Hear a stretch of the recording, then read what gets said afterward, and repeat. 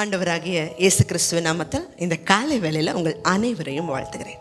தேவஜனமே, இன்னைக்கு கர்த்தர் நம்மளோட பேச போகிற ஒரு காரியம், பெரிய காரியங்கள் அற்பமாக நினைக்கப்பட்டிருக்கலாம் உங்கள் வாழ்க்கை.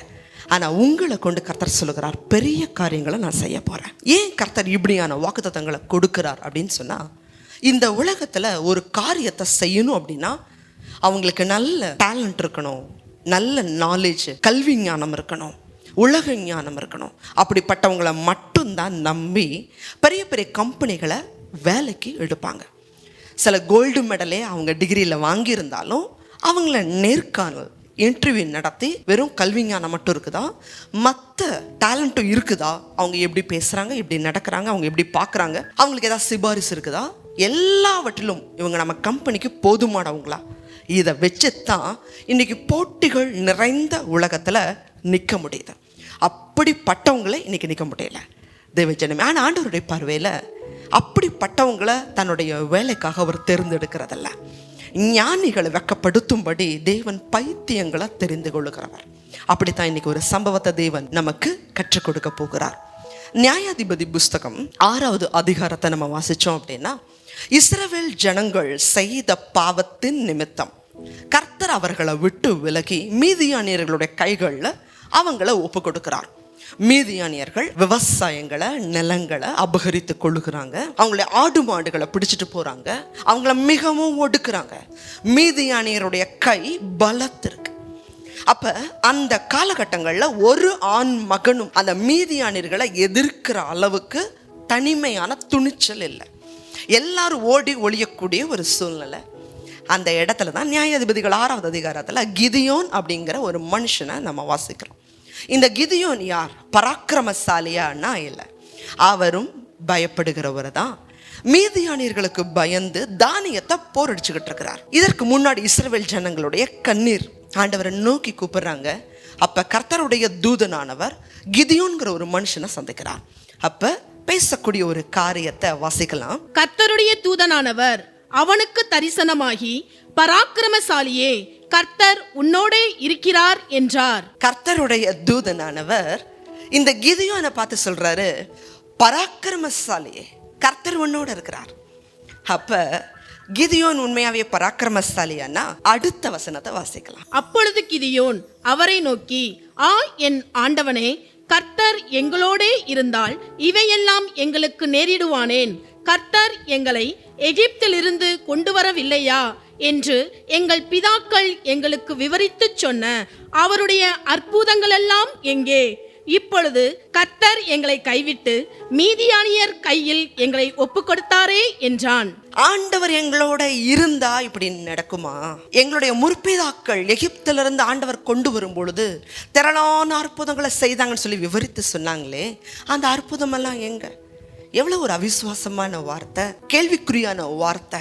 ஆனா இவரை பார்த்து நம்மளா இருந்தா மனுஷர்களா தான் என்ன சொல்லியிருப்பாங்க? கோழையே, பயப்படுறவனே, அவிசுவாசியே. இந்த வார்த்தைக்கு இதைத்தான் மனிதர்கள் சொல்லியிருப்பாங்க. ஆனா கர்த்தருடைய பார்வை வேற. இன்னைக்கு நம்மளுடைய வாழ்க்கையில் நம்மளை பார்க்குற ஜனங்க நம்மளை ஒன்றுக்கும் உதவாதவர்கள்னு நினைக்கலாம். ஆனா தேவன் வரக்கூடிய நாட்கள்ல அந்த மனுஷனை எப்படி பயன்படுத்தணும்னு சொல்லி சித்தத்தில் வைத்திருக்கிறாரோ அப்படியாக அழைக்கிறவர். தேவஜனமே, கிதியோனை பார்த்து சொல்றாரு, பயப்படுறவனேன்னு சொல்லி சொல்லல, பராக்கிரமசாலியே, கர்த்தர் உன்னோட கூட இருக்கிறார். தேவஜனமே, அதற்கு பிறகு அவர் மறுபடியும் தன்னுடைய விசுவாச குறைவுனால கர்த்தர்ட்ட உறுதிப்படுத்தி கொள்ளுகிறார். அப்ப ஆண்டவர் சொல்றாரு, நீ இஸ்ரவேல் ஜனங்கள்ல ஆதாயப்படுத்தி மீதியானியருக்கு விரோதமா போ, அப்ப இந்த யுத்தத்தை நான் செய்வேன். அப்ப கிதியோன் அழைப்பு கொடுக்கிறார். அழைப்பு கொடுக்கும்போது கிட்டத்தட்ட திரளான பல ஆயிரக்கணக்கான யுத்தம் செய்வதற்கான புருஷர்கள் புறப்பட்டு வர்றாங்க. இப்ப ஆண்டவர் பார்க்கிறாரு, தம்பி, இத்தனை 1000 பேரை உன்னோட வந்திருக்காங்க இஸ்ரவேலர்ல, ஒருவேளை மீதியானியரை உங்க கையில நான் ஒப்பு கொடுத்தேன்னா எங்களுடைய கை எங்களை ரட்சித்ததுன்னு சொல்லி எனக்கு விரோதமா வீம்பு பேசுவதற்கு இடமாகும். அதனால ஆளை நான் குறைக்கிறேன். இந்த ஜனங்கள்ல பயப்படுறவங்களை, திகில் அடைந்தவங்களை, சோர்ந்து போயிருக்கிறவங்கள வீட்டுக்கு போக சொல்லுறேன். அப்போ கிதியோன் சொல்கிறாரு, யாருக்கெல்லாம் பயமாக இருக்கோ வீட்டுக்கு போயிருங்க. அப்போ அன்றைய தினம் கிட்டத்தட்ட 20,000 பேர் வீடு திரும்புகிறாங்க. இப்போ ஆண்டவர் பார்க்குறாரு, அப்பா 20,000 பேர் வீட்டுக்கு போயிட்டாங்க, ஆனால் இன்னும் உங்கள்கிட்ட ஜனங்கள் மிகுதியாக இருக்கிறாங்க, 10,000 பேருக்கு மேலே இருக்காங்க, இன்னும் ஆளை குறைக்கணும். அப்போ தண்ணீரை குடிக்கிறதுக்கு ஆண்டவர் அனுமதிக்கிறார்.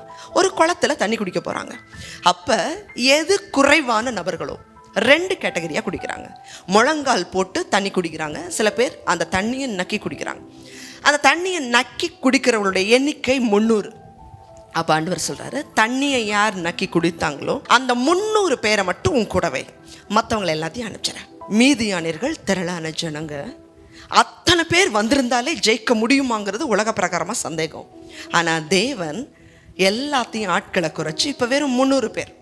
இப்போ இந்த 300 பேர் கையிலையும் எவ்வளோ பெரிய பட்டயத்தை ஆண்டவர் கொடுக்குறாருன்னா, ஆண்டவர் அவங்களுக்கு கொடுத்த பட்டயம் மண்பானை, ஒரு தீவட்டி, அடுத்ததா ஒரு எக்காலம், அடுத்ததா 4வதா ஒரு பட்டயம்.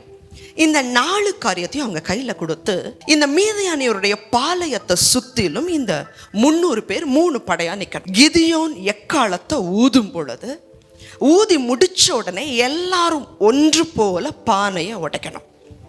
இடது கையில் தீவட்டி, வலது கையில் எக்காலம், ஒரு பட்டயத்தை கையில் வச்சுட்டு சுற்றிலும் நீங்கள் நில்லுங்க, அது போதும். உள்ள மீதியானியருடைய பாளையத்தில் முழுக்க திரளான மீதியானர்கள் இருக்கிறாங்க, சொற்பமான ஜனங்கள்.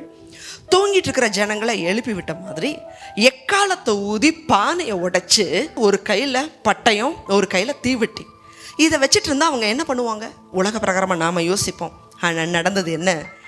கிதியோன் கர்த்தர் சொன்ன பிரகாரமே எக்காலங்களை ஊதி மண்பானையை உடைத்து, தீவெட்டி ஒரு கையில், இன்னொரு கையில் பட்டயம்.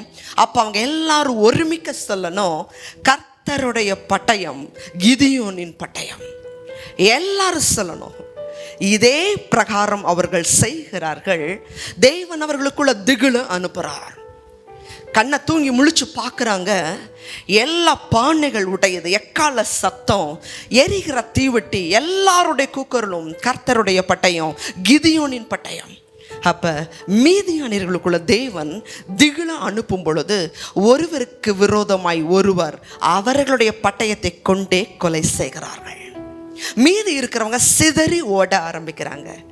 தேவஜனமே, அன்றைய தினத்தில் கத்தி இல்லாமல், ஈட்டி இல்லாமல், இந்த காலத்தில் யுத்தம் பண்ணணும்னா பல போர் விமானங்கள், அணுகுண்டு, பல துப்பாக்கி இருந்தும் போதலை. ஆனால் தேவன் மண்பானையை, எக்காலத்தை, ஒரு சாதாரண பட்டயம், தேவன் மிகப்பெரிய ஒரு வெற்றியை இஸ்ரவேலர்களுக்கு கொடுத்தார்னா, நீங்களும் நானும் ஆராதிக்கிற தேவன் ஈட்டியினாலும் பட்டயத்தினாலும் ரட்சிக்கிறவர் அல்ல.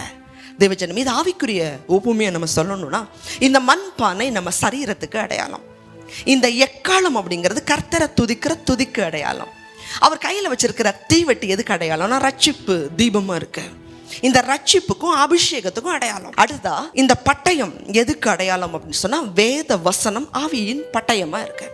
இந்த நாளும் நம்மளுடைய வாழ்க்கையில் இருக்கும் பொழுது தேவன் சத்துருவுடைய சேனையை, நம்ம போராடி கொண்டிருக்கிற எல்லா போராட்டங்களையும் தேவன் அதமாக்குவார். மண்ணான மனுஷர்கள் தான், ஆனால் தேவன் நமக்குள்ள ரட்சிப்பையும் அபிஷேகத்தையும் துதியையும் வேத வசனங்களால் நிறைந்திருக்கும் பொழுது அற்பமாக நினைக்கப்பட்ட மனுஷர்களாகிய நம்மளை கொண்டும் தேவன் பெரிய காரியங்களை செய்வார். இன்னைக்கு ஒருவேளை உலகத்தார் உங்களுக்கு உதவி செய்யல, நீங்கள் காத்திருக்கலாம். நான் அற்பமாக என்ன பண்ணுறேனே, எல்லாரும் பெரிய பெரிய இடத்துல இன்டர்வியூக்கு போகிறாங்க, எனக்கு அந்த மாதிரி இல்லையே, நான் என்ன செய்ய போகிறேன்? தேவன் உங்கள் வாழ்க்கையிலையும், உங்களை கொண்டு உங்கள் வாழ்க்கையிலையும் மற்றவங்க வாழ்க்கையிலையும் பெரிய காரியங்களை செய்வார். விசுவாசிங்க, ஜெபிங்க, கர்த்தர் அப்படியே செய்வாராக. ஜெபிக்கலாம். அதிகமாக நேசிக்கிறீங்களா அன்புள்ள ஆண்டவரே? கிதியோன் ஒரு பயப்படுகிற ஒரு மனுஷன்தான்.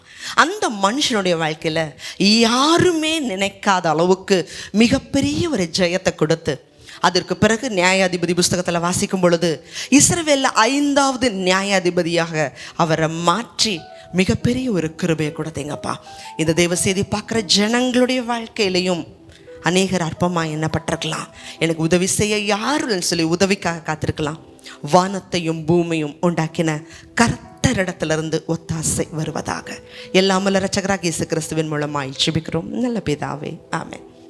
கர்த்தர் தாமே உங்களை கொண்டு நிச்சயமாகவே பெரிய காரியங்களை செய்வார். ஆமென்.